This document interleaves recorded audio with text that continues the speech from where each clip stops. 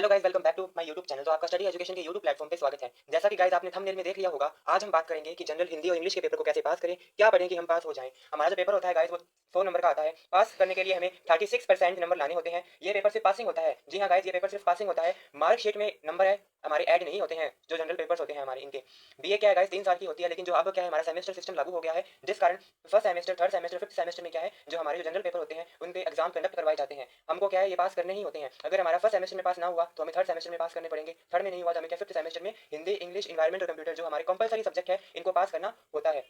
Guys हमारा जो हिंदी का जो सिलेबस है उसमें क्या है सिर्फ ग्रामर पूछी गई है। और हमारे क्या गद्य और पद्य क्या है नहीं है। जी हाँ गाइस, हमारे गद्य और पद्य क्या नहीं पूछे गए हैं। हमें चैप्टर्स वगैरह नहीं पढ़ने, हमें क्या सिर्फ ग्रामर पढ़नी है।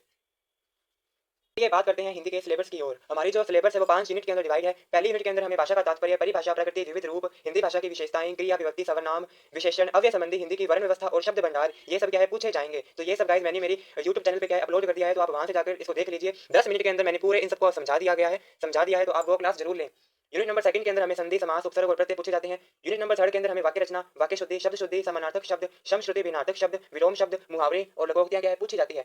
यूनिट नंबर 4 के अंदर हमें शासकीय पत्र, अर्धशासकीय पत्र, आवेदन पत्र, शिकायती पत्र और व्यावसायिक पत्र पूछे जाते हैं। साथ ही साथ निविदा, विज्ञप्ति, अधिसूचना और परिपत्र भी क्या है पूछे जाते हैं। यूनिट नंबर 5 के अंदर हमें संक्षेपण, पल्लवन और निबंध को क्या है पढ़ना है।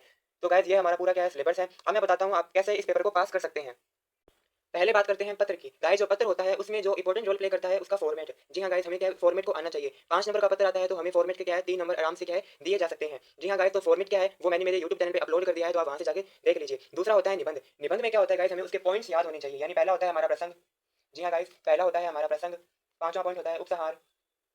और 3 पॉइंट आप बीच में और बनाकर अपना निबंध क्या लिख सकते हैं। इस तरह आपको क्या नंबर दिए जाएंगे। अगर 10 नंबर का जो निबंध आता है उसमें आपको 5 से 6 नंबर आराम से दिए जा सकते हैं निबंध के अंदर। सिर्फ उसके जो पॉइंट्स होते हैं वही क्या है इंपॉर्टेंट रोल प्ले करते हैं। अब हम बात करते हैं पलवन की। जी हाँ गाइस, अब हम बात करते हैं पलवन की। पलवन में क्या है एक कोई भी टॉपिक आता है यानी निबंध की तरह होता है, लेकिन निबंध में हमें क्या है 4 से 5 पेज भरने होते हैं, लेकिन पलवन में हमें सिर्फ एक पेज ही क्या है लिखना होता है। एक लाइन आती है, एक टाइटल दिया हुआ होता है, उसके बारे में हमें एक पेज लिखना होता है। जैसे आवश्यकता आविष्कार की जननी है, कोई कबीर का दोहा दे देंगे जिसके बारे में हमें एक लाइन के बारे में हमें क्या है एक पेज लिखना होगा। जैसे मन के हारे हार है, मन के जीते जीत, इस तरह की कोई लाइन दे देंगे जिसके बारे में हमें पूरा एक पेज क्या है लिखना होगा।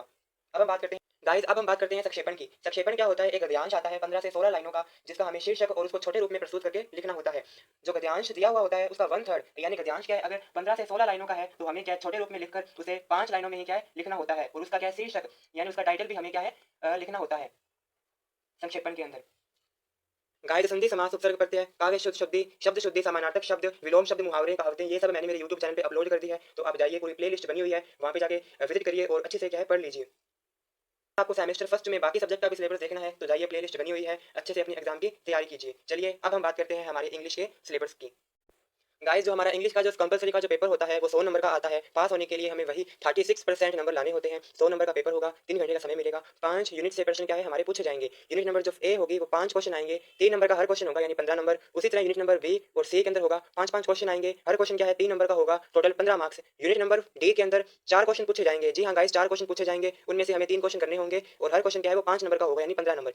यूनिट नंबर ई होगी, उसमें 6 क्वेश्चन पूछे जाएंगे, हमें कोई भी 4 क्वेश्चन करने हैं और हर क्वेश्चन क्या है 10 नंबर का होगा। जी हाँ गाइस, हर क्वेश्चन क्या है 10 नंबर का होने वाला है, टोटल 40 नंबर। इस तरह क्या है हमारा 100 नंबर का पेपर होगा।